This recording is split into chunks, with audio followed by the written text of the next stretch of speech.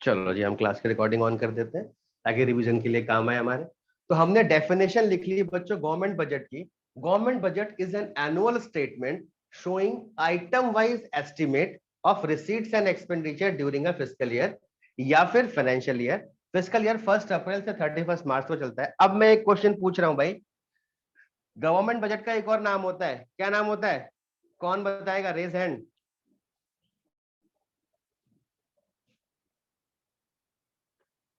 Government budget को एक और नाम से जानते हैं? Anybody those in the class? Government budget को हम किस और नाम से जानते हैं?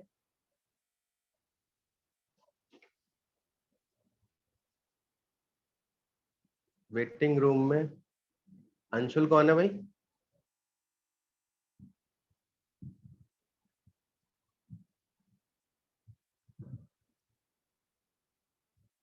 अंशुल कौन है? अपना जरा नाम क्लियर करेंगे। अंशुल, अंशुल आए हैं बीच में। अंशुल, अंशुल कौन है? Who is Anshul? 5 सेकंड में रिप्लाई नहीं आया तो मैं क्लास से बाहर कर देता हूँ। अंशुल, अपना नाम क्लियर करो। प्रगुन, ठीक है प्रगुन। ओके प्रगुन, तुम्हारा नाम अंशुल भी है, मुझे पता नहीं था। तो प्रगुन बोलना भी है। हेलो सर हाय वो बस, भाई क्या का हाल नाम चाल है? अंशुल, इसलिए मैं उसके आईडी से आया हूँ। ठीक है प्रगुन, तो आज से आप भी स्टार्ट कर रहे हो government budget. Yes sir. Very good very good, चलो भाई शुरू करते हैं। तो हमने अभी सिर्फ डेफिनेशन लिखी है। अब श्रेया बताना चाह रही है, दीपक बताना चाह रहा है what is the other name of government budget. Government budget को हम एक और नाम से जानते हैं। तो श्रेया बताओ what is the other name. Deepak बताओ। चलो दीपक ने माइक खोल दिया।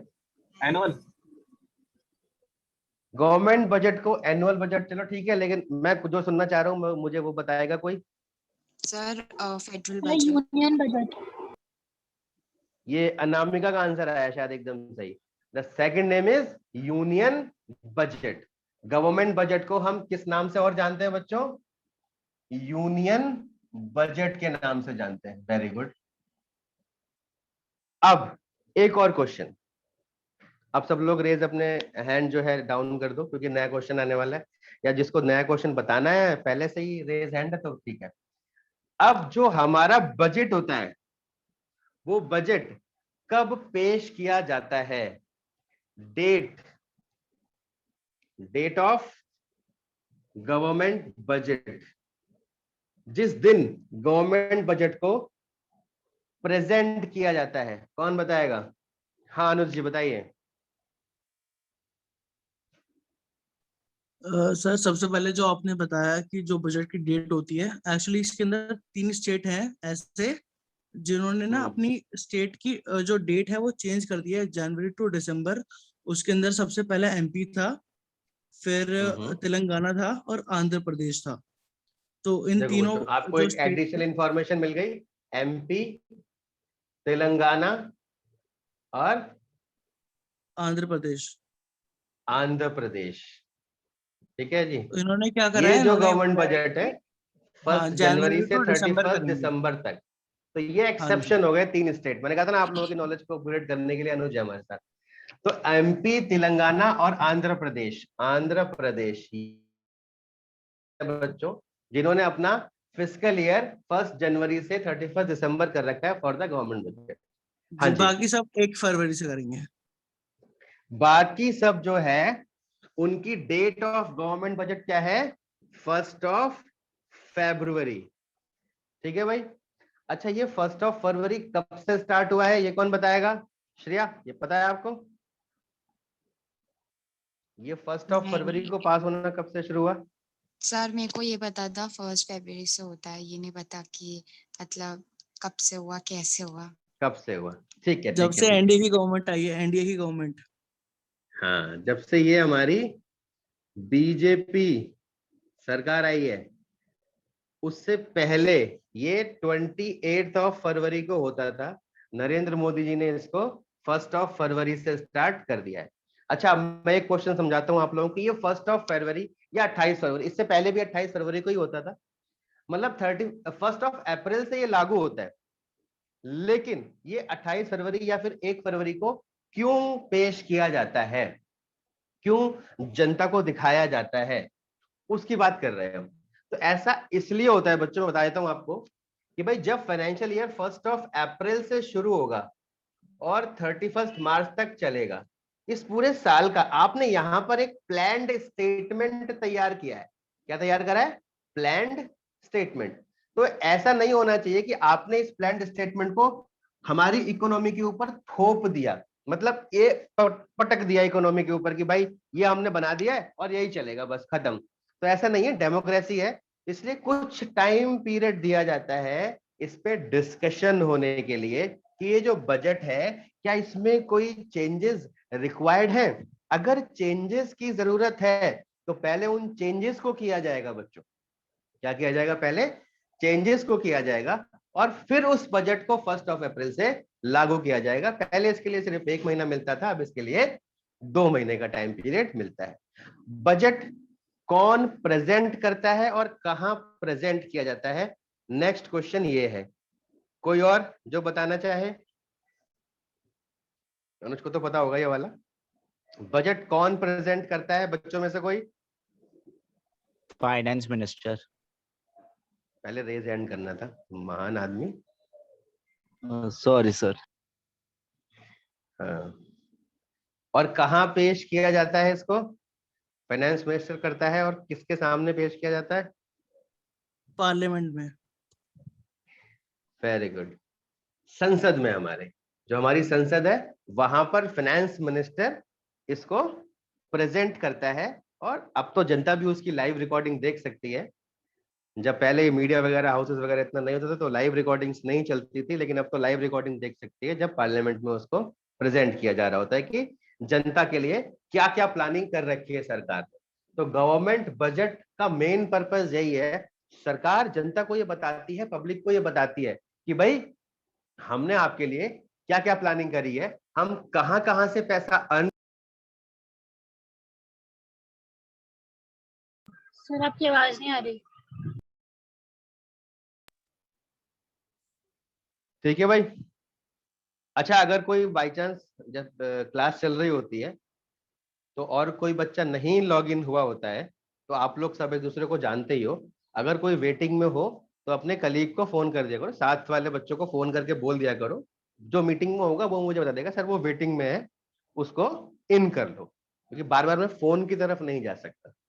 ठीक है, मैंने फोन को रिवर्स करके लगा रखा है ताकि आपको और क्लियर वीडियो आए। ठीक बच्चों, अच्छा जी, हमने डेफिनेशन पढ़ ली। Important points of government budget, थोड़ा बुक की तरफ चलते हैं।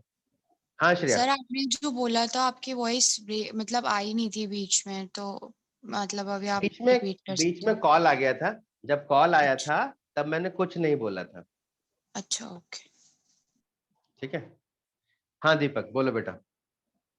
सर ये जब बजट प्रेजेंट होता है वहाँ पे पार्लियामेंट में, तो मतलब ये चेंज हो हाँ। सकता है वहाँ पे भी, वहाँ पे या चेंज नहीं होता? डिस्कशन के बाद इसमें चेंजेस किए जा सकते हैं, बिल्कुल हो सकता है। अभी लेटेस्ट बजट में आप लोगों ने देखा नहीं था कि रेट ऑफ इंटरेस्ट जो है बैंक्स का चेंज कर दिया गया था बाय द फाइनेंस मिनिस्टर, लेकिन जैसे ही लोगों ने और सारी पार्टीज ने उसको अपोज करा तो उसको विद इन 24 आवर्स चेंज कर दिया गया। हाँ अनुज। जो बजट चेंज होता है वो जब पार्लियामेंट के अंदर उठाया जाता है तो इसके अंदर रेशियो होता है 2:3 का। तो अगर 543 मेंबर्स होते हैं तो 2/3 मेंबर्स होते हैं। अगर वो अलाउ करेंगे तो ये अलाउ होगा, वरना ये जो है ऐसे ही चला जाएगा। और अगर ये प्रेजेंट हो गया तो उसके बाद पार्लियामेंट के पास, उसके बाद ये प्रेसिडेंट के पास आता है। वो आप लोगों के सिलेबस में नहीं होगा, मगर हाँ, ये उसके सब बाद इनके ये सिलेबस प्रेसिडेंट में के पास नहीं है। आता है। हाँ ये लोग ये सर आपके आपके सिलेबस में नहीं है। इनके सिलेबस के अंदर प्लान और अनप्लान्ड एक्सपेंडिचर है। हाँ वो है, वो मैं अभी एंड में बताऊंगा, ये एंड में है। ठीक है, ओके सर। ठीक है, तो यहाँ पर अभी अनुज ने क्या बात बताई है, 2:3 का रेशियो, इसको समझ लो अच्छे से। 2:3 का मतलब क्या हुआ कि अगर पार्लियामेंट में 3 लोग हैं जिसमें से 2 लोग एग्री हैं और 1 एग्री नहीं है, तो उससे फर्क नहीं पड़ेगा, जो एग्री है वही बात सही मानी जाएगी। 2:3 का मतलब ये होता है, मतलब लगभग 66% के आसपास लोग अगर किसी डिसीजन को चेंज करने के लिए एग्री हो जाते हैं तो पार्लियामेंट में वो डिसीजन मान लिया जाता है, चेंज कर दिया जाता है। ठीक है जी, ये ध्यान रखने वाली बात है। अब important points of the government budget पढ़ते हैं। पहली बात, budget is prepared by the government at all levels. ऐसा नहीं होता कि गवर्नमेंट बजट सिर्फ और सिर्फ सेंट्रल गवर्नमेंट ही बनाती है, बाकी सारी की सारी लोकल अथॉरिटीज भी अपना बजट बनाती हैं और वो अपनी अपर अथॉरिटी को देती हैं और उसी बजट के हिसाब से उनका अमाउंट सैंक्शन होता है कि उन्हें कितना कितना पैसा दिया जाएगा। तो सेंट्रल गवर्नमेंट अपना यूनियन बजट बनाती है, स्टेट गवर्नमेंट अपना बजट बनाती है, और जो स्टेट गवर्नमेंट के अंदर लोकल अथॉरिटीज होती हैं, जैसे आप लोगों ने देखा होगा एमसीडी, जीडीए, ये सब लोकल अथॉरिटीज हैं, म्युनिसिपैलिटी लेवल तक छोटे छोटे बजट्स बनाए जाते हैं। However, we will restrict our studies of the budget of central government known as union budget। मतलब अभी हमें 12th क्लास में, आपकी 12th क्लास में सिर्फ और सिर्फ कौन सा बजट पढ़ना है? यूनियन बजट ही पढ़ना है, सिर्फ और सिर्फ गवर्नमेंट का बजट, और नीचे की अथॉरिटीज को हमें नहीं पढ़ना है। ठीक है जी, अच्छा, यहां तक हमने पढ़ लिया। अब बात करते हैं ऑब्जेक्टिव ऑफ गवर्नमेंट बजट। ये समझने वाली चीज है कि क्या ऑब्जेक्टिव है। चलो जी, यहां तक सबने लिख लिया होगा, इसको साफ कर देता हूं मैं, और यहां पर हम ऑब्जेक्टिव्स शुरू करते हैं। डेट्स को भी चलो डेट लिखी रहने देते हैं ताकि आप नोट करते रहो। तो ऑब्जेक्टिव ऑफ गवर्नमेंट बजट, भाई 12th वालों के में ये आ सकता है question, objective of government budget. Short notes में आ सकता है, 1 मार्कर में आ सकता है, कैसे भी आ सकता है। तो ऑब्जेक्टिव ऑफ गवर्नमेंट बजट में पहला ऑब्जेक्टिव क्या है गवर्नमेंट बजट का? पहला है बच्चों रीएलोकेशन ऑफ रिसोर्सेज। भाई रीएलोकेशन का मतलब वो क्या होता है? रीएलोकेशन का मतलब होता है एक नए सिरे से आपके पास जो भी चीजें अवेलेबल हैं, जो भी रिसोर्सेज अवेलेबल हैं, जिनको आप इस्तेमाल कर सकते हो प्रोडक्शन के लिए, डेवलपमेंट के लिए, इंफ्रास्ट्रक्चर के लिए, टेलीकम्युनिकेशन के लिए, किसी भी पर्पस के लिए, जो भी रिसोर्सेज आपके पास अवेलेबल है उनको रीएलोकेट करना। मतलब हर साल सरकार अपने रिसोर्सेज को दोबारा से एलोकेट करने की कोशिश करती है। यहाँ पर main resources earning of the government है कि सरकार जो पैसा कमाएगी, जो भी रिसोर्सेज अवेलेबल होंगे, जहां जहां से भी उसने पैसा अरेंज करा, उस पैसे को सरकार कैसे कैसे और कहां कहां खर्च करेगी, इस सारी प्रोसेस को बोला जाता है रीएलोकेशन ऑफ रिसोर्सेज। समझ में आ गई बात सबको? यहां तक किसी को कोई डाउट? हाँ नामिका। सर जो आप important points of government budget पढ़ा रहे थे वो खत्म हो गया? हाँ, इंपॉर्टेंट पॉइंट्स जितने नीचे वाले थे वो मैंने बता दिए हैं। ठीक है, सर आपने वो तो मतलब एक ही डिस्कस बताया हो ना, चुके prepared by government at all level. बाकी डिस्कस हो चुके हैं इसके अंदर ही। ठीक है, फाइनेंस मिनिस्टर पेश करता है, पार्लियामेंट के अंदर होता है, ये सब चीजें उसके अंदर पॉइंट थी, वो डिस्कस हो चुकी थी। अच्छा जी, तो रीएलोकेशन ऑफ रिसोर्सेज का मतलब समझ में आ गया। अगली चीज आती है बच्चों टैक्स कंसेशन और सब्सिडी, इसी के अंदर है कि इसी रीएलोकेशन के अंदर सरकार क्या क्या कर सकती है। तो पहला पॉइंट है टैक्स कंसेशन और सब्सिडीज। मतलब क्या हुआ इसका? एक सेकंड, जरा इसको जूम करके देखो।